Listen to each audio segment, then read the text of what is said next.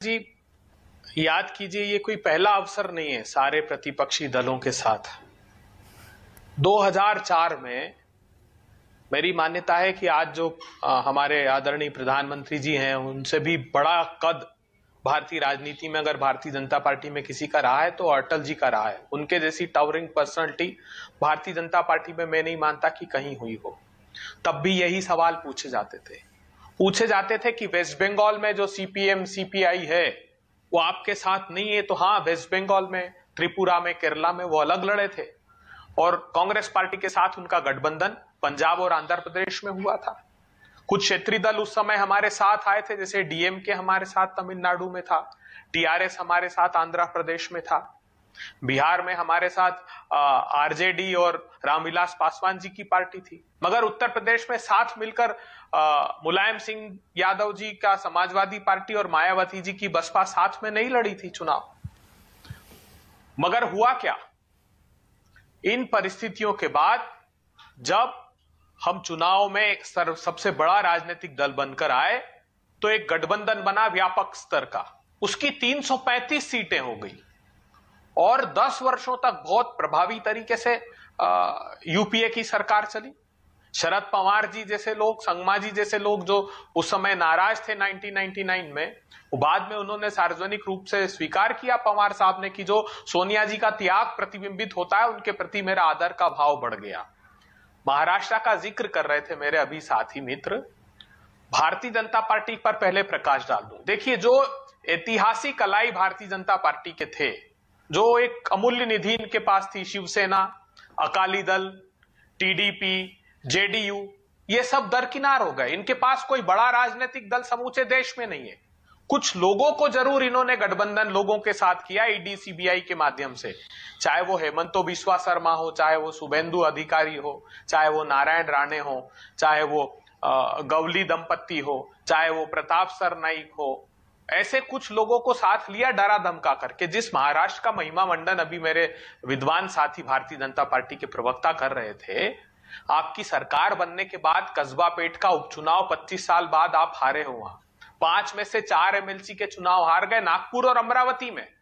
अमरावती में तो फडणवीस जी का खासम खास लड़ा, नागपुर संघ का मुख्यालय 3 साल से हार रहे हो। उसके पहले कोल्हापुर का उपचुनाव हार गए आप। राजस्थान में अभी चुनाव है, राजस्थान का बाई इलेक्शन आप हारे 21,000 वोट से। छत्तीसगढ़ का बाई इलेक्शन हारे 25,000 वोट से।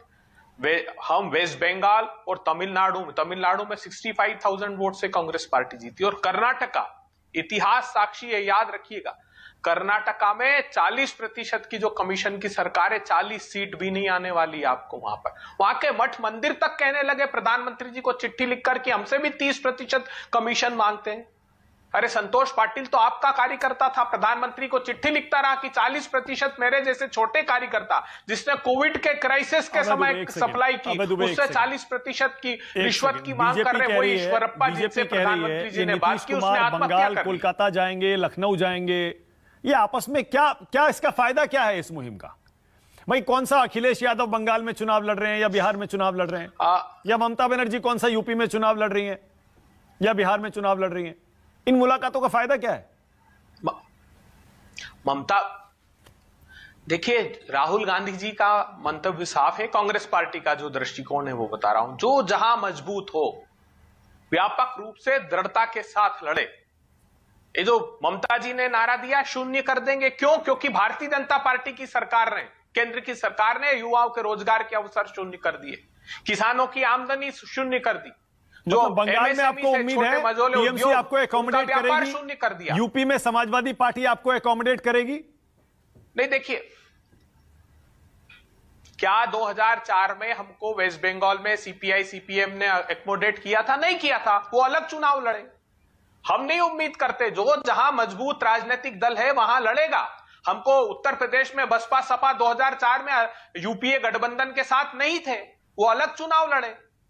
और कांग्रेस पार्टी, यूपीए ने जो सारे दल थे उनके साथ सामूहिकता के साथ 335 सीटें, जो ये प्रचंड बहुमत की सरकार है, उससे अधिक लोकप्रिय सरकार हमारी थी, उससे अधिक व्यापक तरीके से। और जो महाराष्ट्र में रायता फैला है उसका क्या होगा? एजेंडे के अलावा कुछ नहीं है। तो एनसीपी के खेमे में जो चल रहा है, हर दिन कुछ ना कुछ ऐसा हो जाता है कि लोग सोचने लगते हैं पवार अब गए, या अजीत पवार अब गए, ऐसा ना हो कि वहां बाजी पलट जाए।